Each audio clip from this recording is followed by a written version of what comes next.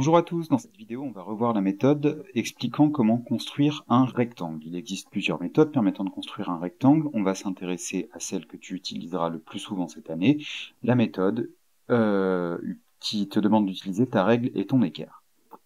On va, pour illustrer cette méthode, chercher à construire un rectangle ABCD tel que AB égale 10 cm et AD égale 6 cm.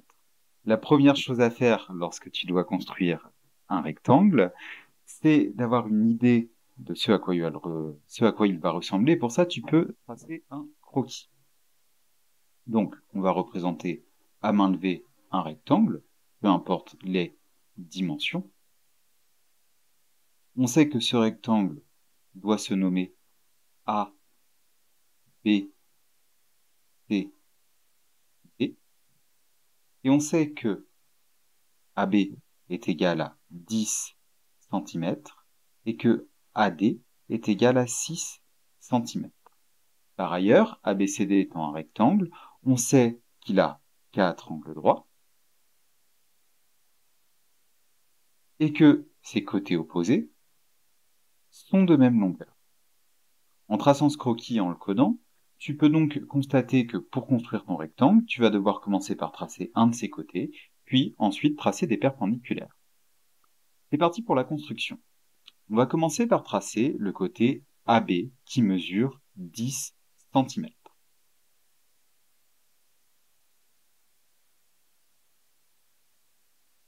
Ceci, on utilise la règle. On va ensuite construire les côtés AD et BC qui sont perpendiculaires au segment AB et qui mesurent chacun 6 cm. Pour ceci, l'équerre, on positionne un des côtés de l'angle droit de l'équerre le long du segment AB. On peut évidemment, comme à chaque fois, s'aider de sa règle.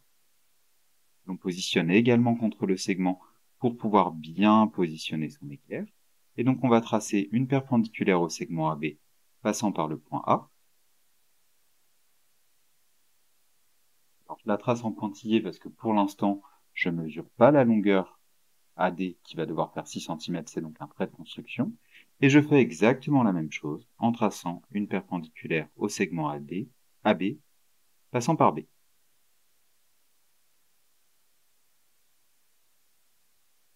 Je vais ensuite prendre ma règle pour prolonger ces segments, de manière à leur faire atteindre une longueur de 6 cm. Cette fois-ci, il ne s'agit plus de trait de construction, donc je vais pouvoir faire la construction en trait plein.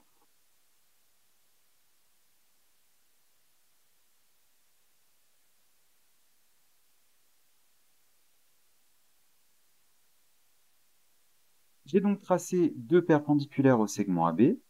Les deux segments que j'ai tracés mesurent chacun 6 cm. J'obtiens donc les points B et C. Pour terminer la construction, il me reste à tracer le segment DC. Et je peux constater en traçant ce segment qu'il mesure bien 10 cm. Et je peux également constater qu'il y a bien un angle droit en D et un angle droit en C. Le quadrilatère que je viens de tracer est donc bien un rectangle.